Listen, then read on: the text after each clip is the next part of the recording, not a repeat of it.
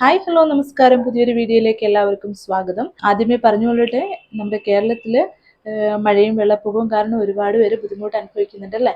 കഴിഞ്ഞ 2018 നമ്മൾ ഇതേ ഒരു സിറ്റുവേഷനിൽ കൂടെ പോയവരാണ്. അപ്പോഴെല്ലാം നമ്മളിത് അതിജീവിച്ച് വന്നവരാണ്. ഇനി നമുക്ക് അതിജീവിക്കാൻ സാധിക്കും. എല്ലാവരും ഒറ്റക്കെട്ടായി നിന്ന് തന്നെ മുമ്പോട്ട് തന്നെ. ഇപ്രാവശ്യം കുറച്ച് നേരത്തെ ആയിപ്പോയി വെള്ളപ്പൊക്കം അല്ലേ. മഴ പെയ്തിരുന്നാലും കഴിഞ്ഞ പ്രാവശ്യം 2018 മഴ പെയ്തെന്ന് പറഞ്ഞാലും അന്നേരം ഒന്നും ഫസ്റ്റ് ടൈം ഈ വെള്ളപ്പൊക്കങ്ങളൊന്നും ഉണ്ടായിരുന്നില്ല. പക്ഷേ ഇപ്രാവശ്യം മഴയോടൊപ്പം വെള്ളപ്പൊക്കവും കൂടിയായിരുന്നു. അധികാരികൾ തരുന്ന നിർദ്ദേശങ്ങൾ പാലിക്കുക, സ്വീകരിക്കുക. ലാൻഡ് സ്ലൈഡിംഗ് നടക്കാൻ സാധ്യതയുള്ള മേഖലകളിൽ നിന്നും സുരക്ഷിതമായ ഇടങ്ങളിലേക്ക് മാറി താമസിക്കുക.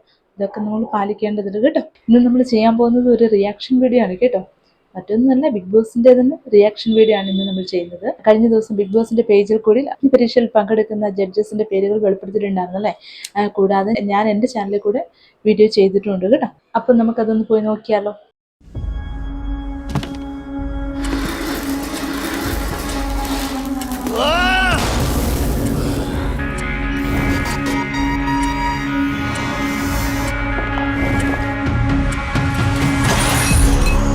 ബിഗ് ബോസിലേക്കുള്ള വാതിൽ തുറക്കാൻ ധൈര്യമുള്ള ആരൊക്കെയുണ്ട്? 40 സാധാരണക്കാർ, 21 ദിവസം. ബിഗ് ബോസിൽ എത്തുന്ന സാധാരണക്കാരെ കാത്തിരിക്കുന്ന ആദ്യ കടമ്പയാണ് അഗ്നിപരീക്ഷ എന്ന ഷോ.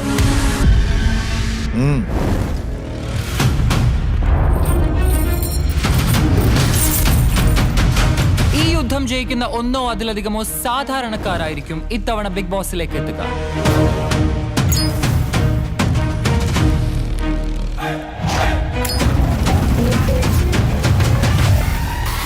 തീക്കളിയാണ്, അത്ര എളുപ്പമല്ല. ബിഗ് ബോസ് പോലെ തന്നെ ടഫാണ് അഗ്നിപരീക്ഷ.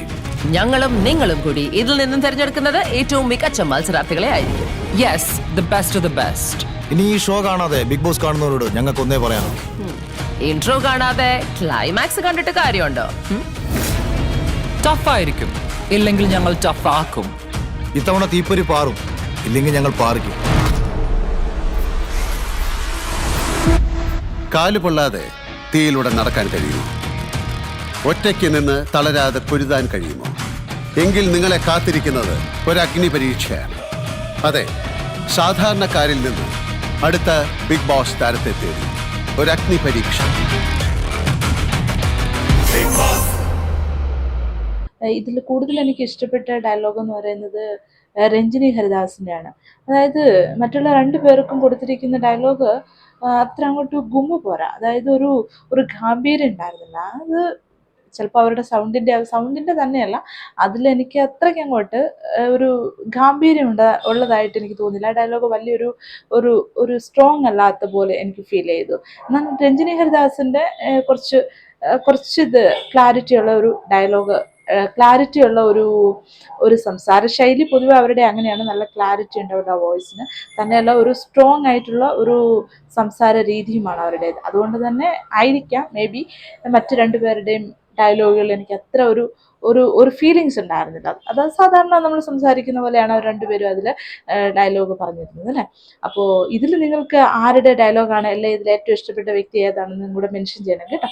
ഈ യുദ്ധം ജയിക്കുന്ന ഒന്നോ അതിലധികമോ സാധാരണക്കാരായിരിക്കും ഇത്തവണ ബിഗ് ബോസിലേക്ക് എത്തുക. Yes, the best of the best. ടഫായിരിക്കും, ഇല്ലെങ്കിൽ ഞങ്ങൾ ടഫാക്കും. അതായത് റിയാസ് പറയുമ്പോൾ ഒരു കൊച്ചുകുട്ടി ഒരു കണ്ണാടിയുടെ മുന്നിൽ പോയി നിന്ന് അഭിനയിക്കാൻ ശ്രമിക്കില്ലേ, അതേപോലെയാണ് എനിക്ക് റിയാസിൻ്റെ മൊത്തത്തിൽ സംസാര ശൈലി അല്ലെങ്കിൽ ആ ഡയലോഗ് എല്ലാം കൂടെ ഒത്തുവരുമ്പോൾ ഒരു കൊച്ചുകുട്ടി കണ്ണാടിയുടെ മുന്നിൽ നിന്ന് സംസാരിക്കുന്ന പോലെയാണ് എനിക്ക് ഫീൽ ചെയ്തത് പേഴ്സണലി. നിങ്ങൾക്ക് എങ്ങനെയാണെന്ന് മെൻഷൻ ചെയ്യണം കേട്ടോ. എല്ലാം നിങ്ങൾ കമൻറ്റിലൂടെ അറിയിക്കണം. നെക്സ്റ്റ് നമുക്ക് രഞ്ജിനി ഹരിദാസിൻ്റെ വീഡിയോ കണ്ടു നോക്കാം. 40 സാധാരണക്കാർ, 21 ദിവസം. ബിഗ് ബോസിൽ എത്തുന്ന സാധാരണക്കാരെ കാത്തിരിക്കുന്ന ആദ്യ കടമ്പയാണ് അഗ്നിപരീക്ഷ എന്ന ഷോ. ഞങ്ങളും നിങ്ങളും കൂടി ഇതിൽ നിന്നും തിരഞ്ഞെടുക്കുന്നത് ഏറ്റവും മികച്ച മത്സരാർത്ഥികളെ ആയിരിക്കും. ഇൻട്രോ കാണാതെ ക്ലൈമാക്സ് കണ്ടിട്ട് കാര്യമുണ്ടോ? രഞ്ജിനി ഹരിദാസ് നോർമലി തന്നെ സംസാരിക്കുന്നത് എന്താ പറയുക, ഗാംഭീര്യത്തോടു കൂടി തന്നെയാണ് അല്ലേ. ഭയങ്കര ഒരു കട്ടിയുള്ള സൗണ്ടാണ് അവരുടെ. അതുകൊണ്ട് തന്നെ അവർക്ക് ഏത് ഡയലോഗ് കൊടുത്താലും അത് അവരുടെ ആ പൊടിയുമായിട്ട് മാച്ചായി പോകുന്നതാണ് അല്ലേ.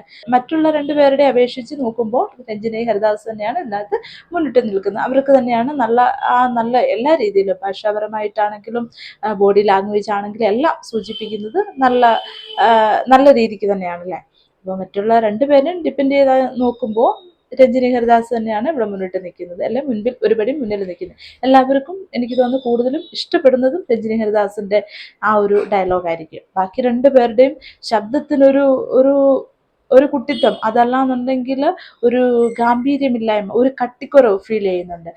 രഞ്ജിനി ഹരിദാസിൻ്റെ പൊതുവെ അങ്ങനെ തന്നെ അവരുടെ സംസാര ശൈലി അങ്ങനെ ആയതുകൊണ്ട് തന്നെ ആയിരിക്കാം നമുക്കൊരു പക്ഷെ അത് നല്ല ഒരു ഇതായിട്ട് ഫീൽ ചെയ്യുന്നത്. അപ്പോൾ ഇവരുടെ ഫാൻസുകാരും വിഷമിക്കൊന്നും വേണ്ട കേട്ടോ, ഇതൊരു തുടക്കം മാത്രമേ ആയിട്ടുള്ളൂ. ഇനിയും ഷൂട്ട് നടക്കാനുണ്ട്. ഒരു പക്ഷേ അതിലവർക്ക് കൂടുതൽ കാര്യങ്ങൾ സംസാരിക്കാനൊക്കെ ഉണ്ടാവുമല്ലോ. അതിലകത്തൊന്നും നിരാശപ്പെടാനില്ല. അവർക്കിനി കൂടുതൽ അവസരങ്ങൾ ലഭിക്കും. അപ്പോഴെല്ലാം അവർക്ക് സംസാരിക്കാൻ ഇനി അവസരങ്ങൾ ഇഷ്ടം പോലെ ഉണ്ടല്ലേ. അപ്പം അതിൽ കൂടി അവർ പെർഫോം ചെയ്യുമെന്ന് നമുക്ക് വിചാരിക്കാം. അപ്പോൾ ഇനി അടുത്തൊരു വീഡിയോയുമായി വരുന്നവരേക്കും ബൈ ബൈ.